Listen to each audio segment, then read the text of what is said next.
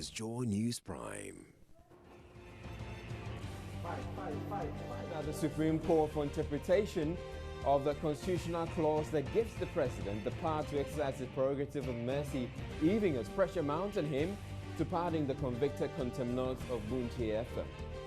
Suspended national chairman of the New Patriotic Party to appeal Accra High Court ruling dismissing his challenge of the party's decision to suspend him. There was heavy security.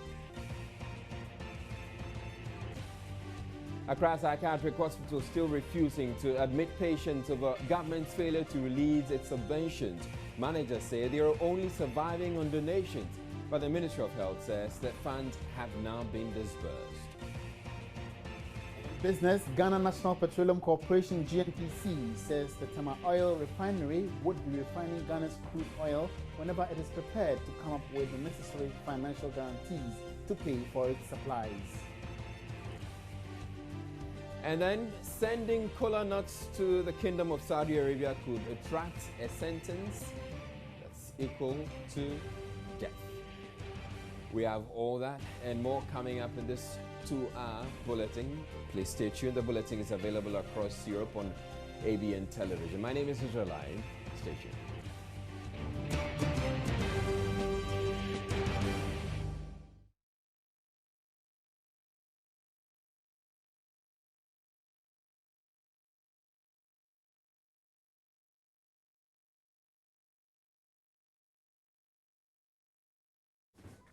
Now, in our first story, an Accra-based legal practitioner, Elikplim Agbemova, has filed a writ at the Supreme Court seeking to stop any attempt by the president to pardon the 3 contemners convicted for threatening some members of the judiciary.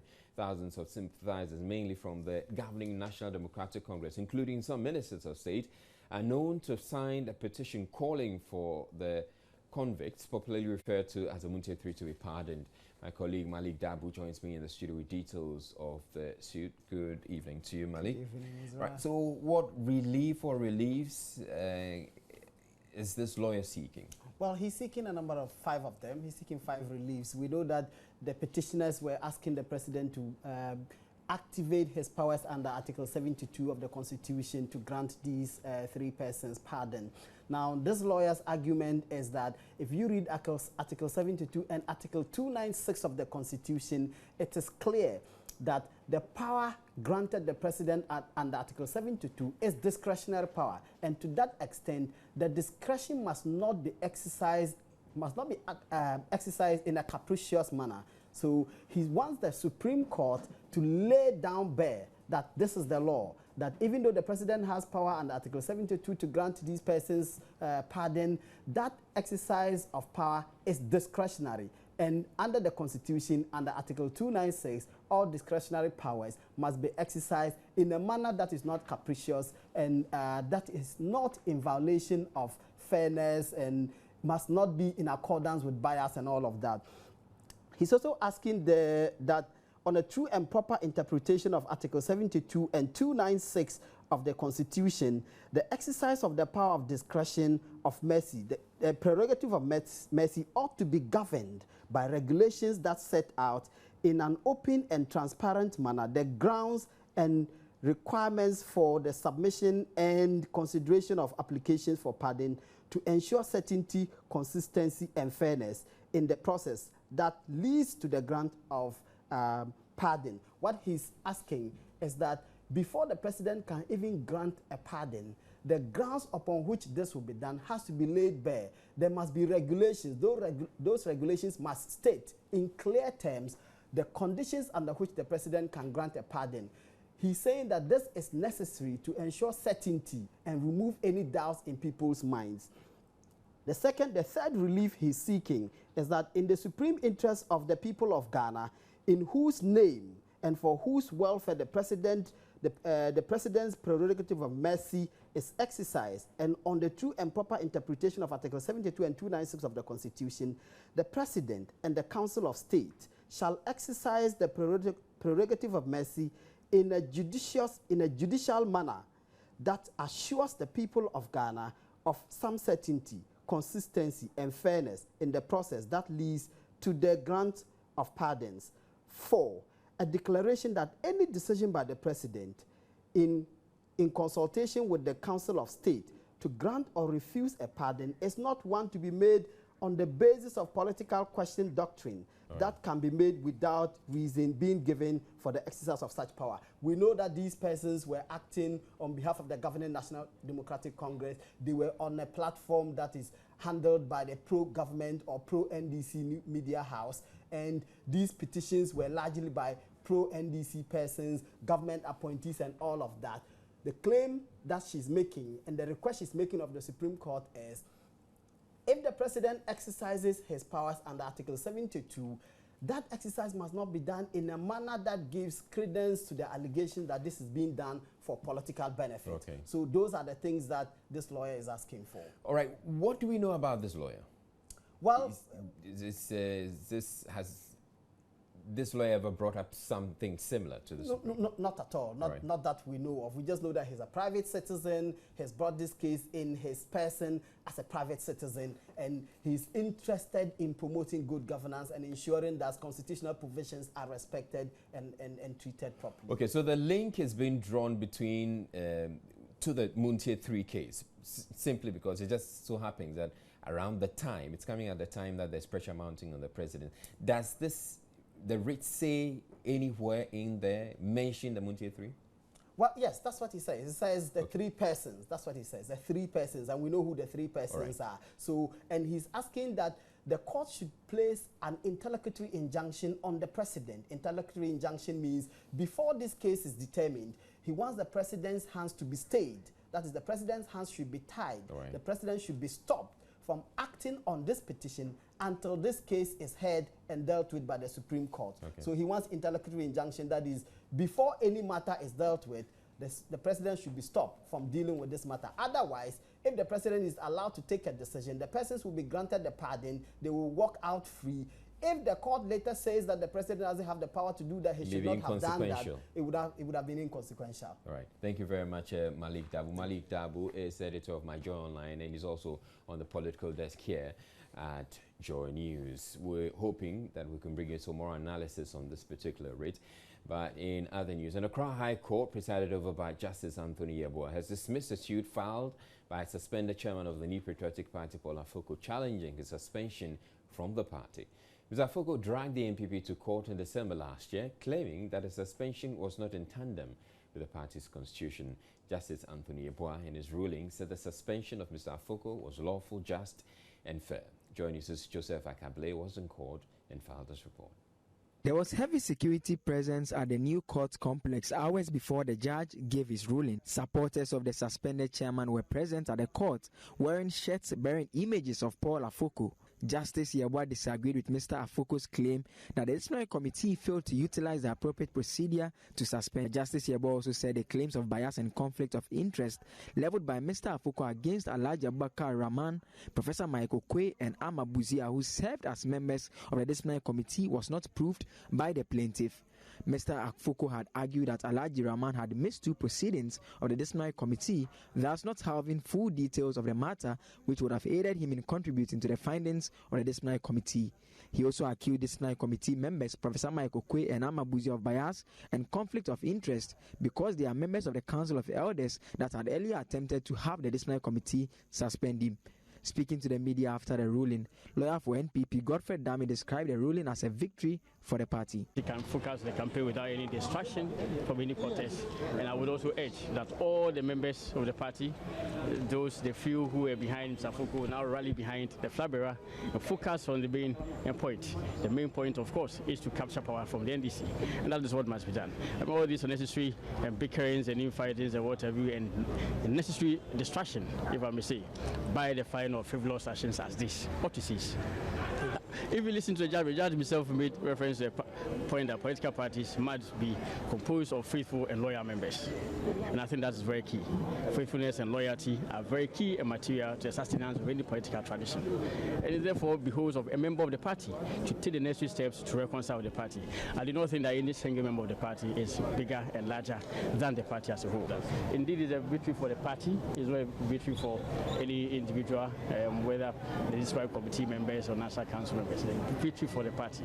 Chairman of the NPP's Legal and Constitutional Committee, Professor Michael Quay, believes the ruling is a sign that all members of the party are subject to the laws of the party. And it tells you the prevalence of law in all these matters. It's a victory for our party, including even the plaintiff himself, because we don't look at it in a partisan, sectional manner, but so that there will be good order, so that there will be discipline within the party, so that we all know, in fact, from flag bearer down to everybody, that we are all subject to the constitution of our party. Meanwhile, spokesperson for Paul Afoko, Nana Yakusi, says they intend to appeal the ruling. We'll look at the record of proceedings, the judgment, and if, as I indicated, there are some issues we disagree with the judge, and obviously, if we disagree with him, then there's a need for us to go on appeal. Ready to state it until I get the record. Why do we appeal? You appeal because you disagree with the judge. Joseph Akable, Joy News, Accra.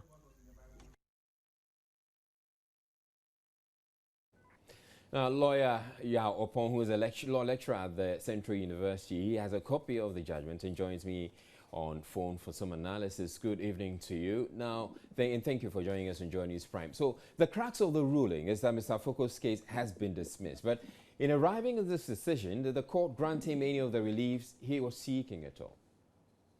Well, thank you very much, and good evening. Well, I was in the courtroom, and you rightly said, I've had the benefit of getting a copy of the judgment. If I understood the judge quite correctly, then all the reliefs were dismissed. Okay. In fact, one of the reliefs was modified even to the detriment of the plaintiff, that's Mr. Afoko. Because one of them, the court actually said that not only had he been suspended as an officer or as the national chairman, but indeed the proper interpretation to be put on that provision was that he ought to have been also suspended as a member. And so the court modified it and said that his declaration was that he stands suspended both as a member of the party and also as an officer or chairman of the party. That's how I understood it. That's how I've read it from the judgment. All right, Mr. Afoko is planning to appeal the ruling. What do you reckon his chances are? Well, I think it's the right of every person where the law has given them the opportunity to appeal, because appeal, as they say, is the creation of law. So once I think that his lawyers have the opportunity to study the judgment, I think they will advise him, but it is his exclusive right to go to court or not. I think that should be encouraged generally, but it is by appealing or questioning law decisions that alone, in fact, helps us to build on the foundation of law.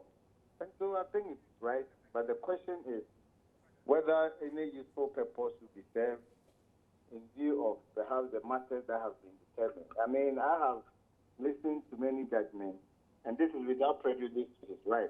And I have read quite a number of them, and I can say that it is one of the judgments that not only does it express deep knowledge of the law, but it even becomes the foundation for teaching students. I mean, the judgment that even defines the functions of a semicolon and even the definition of the word any.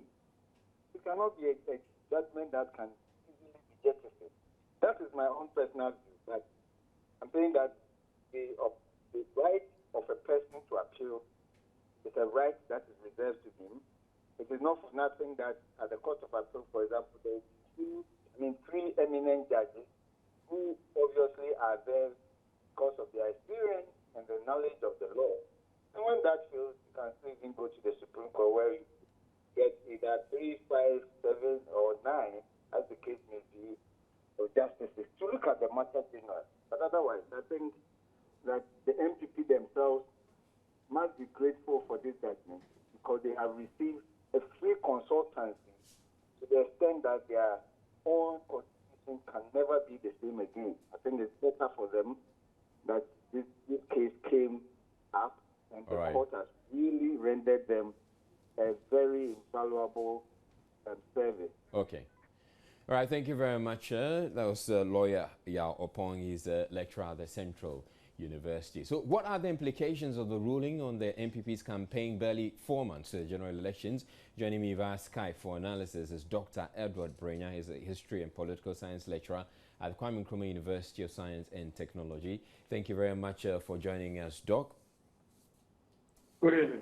All right, what would it be fair for the New Patriotic to say, party to say that it's been able to put this issue behind it? Absolutely not so soon, given the fact that AFOCO is planning to appeal the case.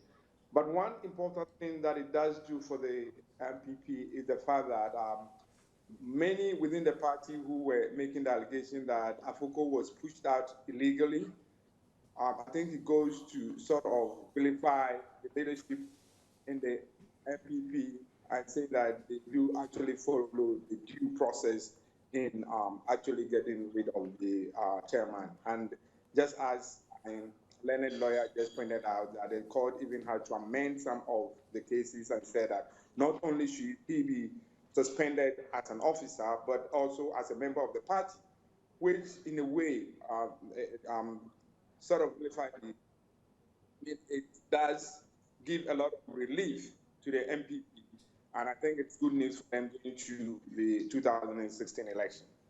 All right, so it may be good news to them, but what will the dynamics be, or how would it play out within the party, you know, in terms of the support or the people who support Paul Afoko, the suspended chairman?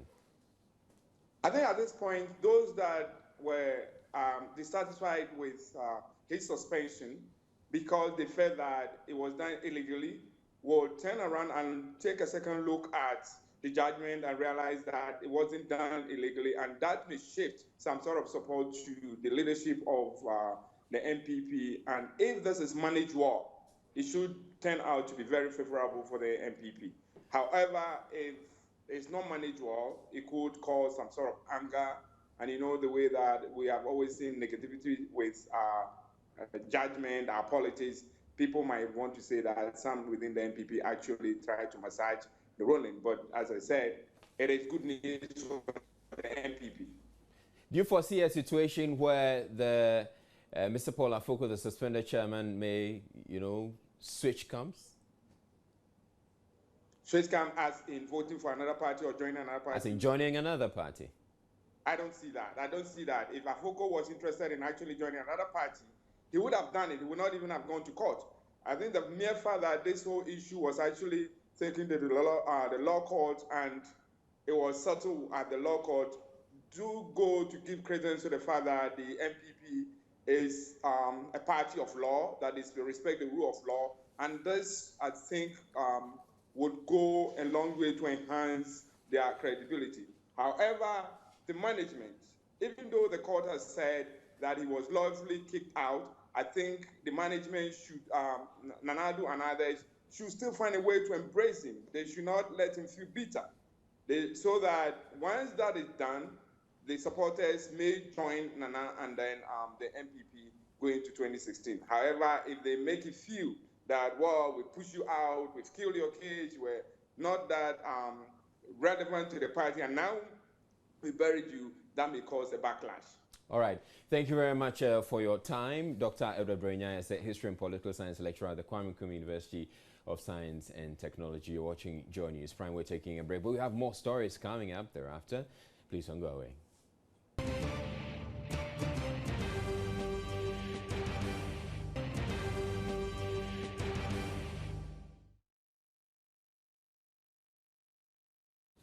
Welcome back to Joy News Prime. The Ghana Education Service says Ghanaians should commend the service for implementing measures that have exposed massive cheating in the education sector.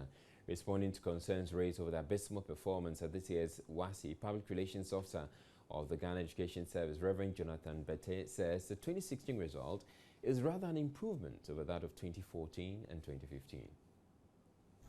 2016 West African Secondary School Certificate Provisional Result released saw 1,576 candidates having some of their subjects' results cancelled, while 598 candidates had the entire results cancelled. 50.41% of candidates who sat for the exams are said to have failed, but Reverend Bette disagrees. He explains. When you compare social studies for the past 3 years, 2014, 2016, it was low. It came down. But this 2016, we had 54.93%, as compared to last year, 51.27% in social studies. Now, let us go to English WASSCE. English 2014, we had 45.53%, and then in 2015, we had 49.83%. Looking at this year, 2016, we had 53.19%. Now, let's go to mathematics. 3 years ago, 2014, we had 32.71%, and in 2015, we had 23.91%. Looking at this year, 2016, we had 32.83%. The last one, which is the science, talking about the core subjects, the science. 2014, we had 28.86%. 2015, we had 23. It came down to 23.20%. And 2016, this year, looking at last year and this year, we had this year 48.48%, double of last year, 2015. Reverend, with these figures you are giving us, yes, that is the figures that you have, and this is what you are expecting us to appreciate, that yes, there's been an improvement, but people are not really concerned about these figures you are mentioning. What they are interested in is people passing the WASSCE and gaining admissions to the university, not these figures. Thank you very much. I also expected everybody to go or to pass. There is no way, if we can have 100%, it wouldn't be bad. But can we? Has it been so for the past 20 or 30 years? Somebody will say 100% with the core subjects. No. Each year, even if you refer to 2011, that we had 81.97%, and 2012 we had 87. It went up. When you come to 2013, it came down to 80.84%. It is always like that, up and down. He says Guineans should commend the Ghana Education Service for adopting measures to address cheating in examination. He says previous year's achievement in WASSCE may not have been a true reflection, since there was no mechanism for checking examination malpractice. We are not satisfied with this result. Now, but let us also remember that this year there has been a measure put in place. We put an item, a profile over there, that this should be able to detect if somebody is in the examination hall and is cheating. We will detect that. For the past 4 or 5 years, there wasn't anything like that. So it could also mean that people were cheating to raise the standard to that level. And this year, they had no way to cheat. So this is the actual level of the people. Would also mean that during that time, a lot of children were cheating. They were exchanging papers, whatever pleased them, they did. So they could get to this level. But this year So you admit that 2011 to somewhere 2014, where we saw an increase in people passing the WASSCE, it means it's because these systems to check cheating in exam hall was not in place. That's why people passed. I could say that, surely, that it could also be a contributing factor. Reverend Jonathan Bette believes major reforms currently ongoing in the sector will improve future examinations.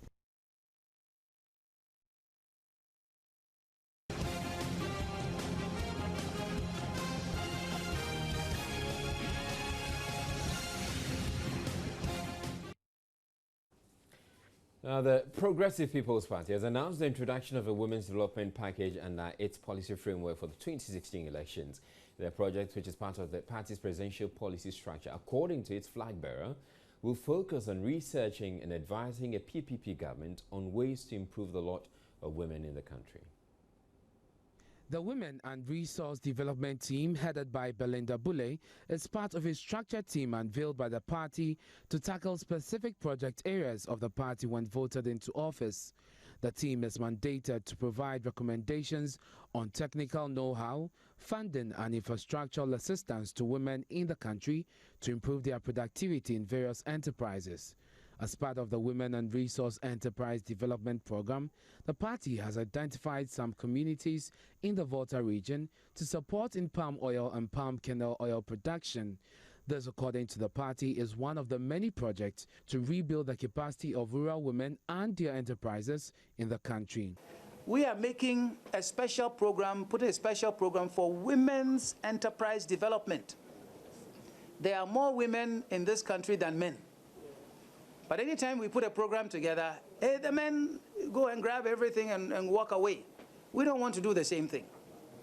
We want to make sure that the women who represent the majority of people in this country, they have a special program that will provide them with technical assistance. If some need basic bookkeeping help, we'll give them basic bookkeeping help.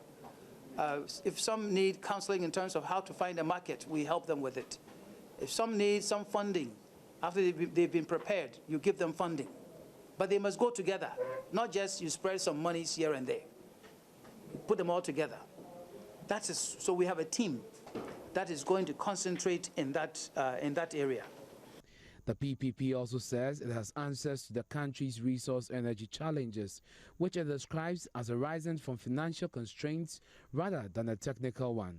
Dr. Indum said under the energy financing team of the policy structure, sources of funding will be sought based on recommendations by the experts. We are telling Ghanaians, we are telling all the political parties, NDC, MPP, CPP, PNC, everyone, we want them to hear from us loud and clear that we know and believe that the problem of energy in Ghana is not a technical one. Oh, it's not technical.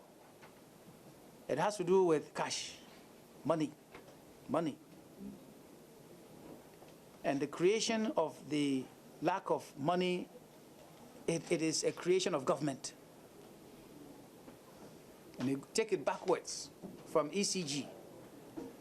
Somebody in government takes power from ECG, doesn't pay.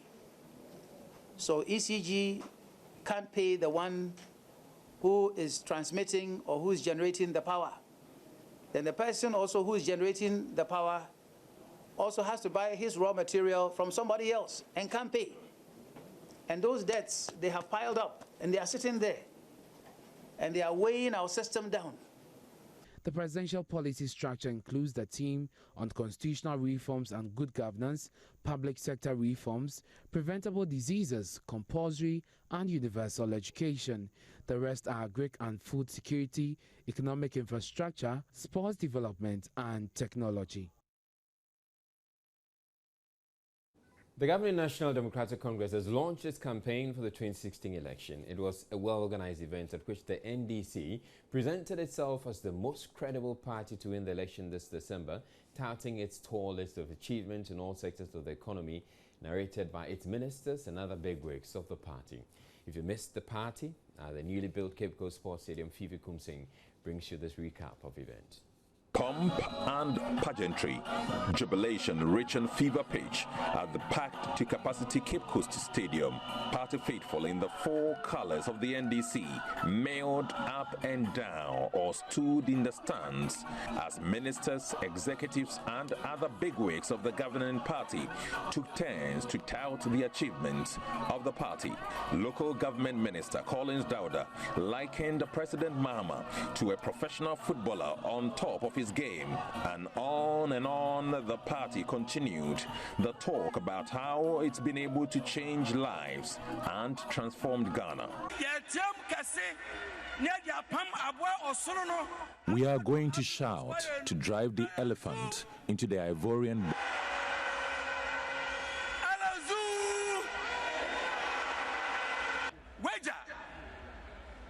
53 million gallons. President Mahama has embarked on many water projects.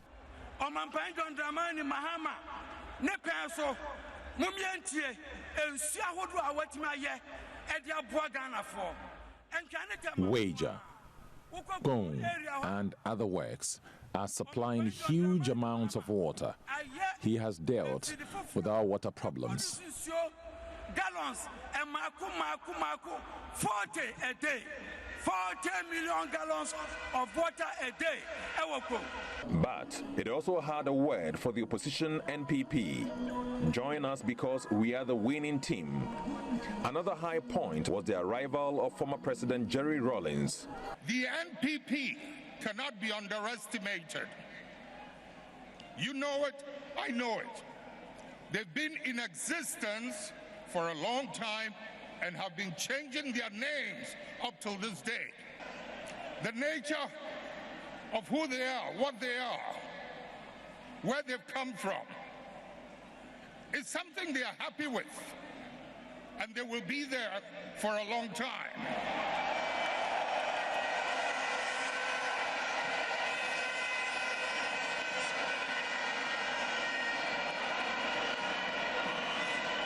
The calculation I want to put before you is that by virtue of who and what they are, their mannerisms, their character, will necessarily give rise to what you and I are in the NDC. With a white dove by his side, President Mahama urged the rank and file of the party to work to ensure he's retained in December, touching on the labor strikes, the power crisis, and other challenges his government has had to face. Low level of the Volta Lake affected our power supply. Fellow Akatamansonians, our focus in the last 4 years has been on three main issues. One, to resolve the power crisis. Two, to stabilize the economy, and three, to improve our socio-economic infrastructure. With your understanding and cooperation, we have put the worst of the power crisis behind us. The fast-track addition of almost 1,000 megawatts of power to our generation has enabled us to balance supply against demand. Mr. Mahama accused the opposition NPP of unwarranted attacks on the Electoral Commissioner and individuals who have endorsed the governing party. There is hope, he says. And I'm positive that, inshallah, by the time I complete my second term in office, by the grace of God, Ghana would be one of the countries with the best road networks in Africa. Party General Secretary Johnson Asiedu Nketia announced the launch of the party's manifesto in 2 weeks in the Bono Ahafo regional capital of Sunyani. We will be proceeding to Sunyani in some 2 weeks' time to launch the manifesto with which we will go into battle. In every election, you have the candidates you are going to market, you have your strategy, and you have the message. We have put together the campaign structure which will implement our strategy. We have the best candidates any party can get in the country. So the last tranche of events would be the outdooring of the message. It's a party prepared to fight to win power for a third term and for a president seeking a second term.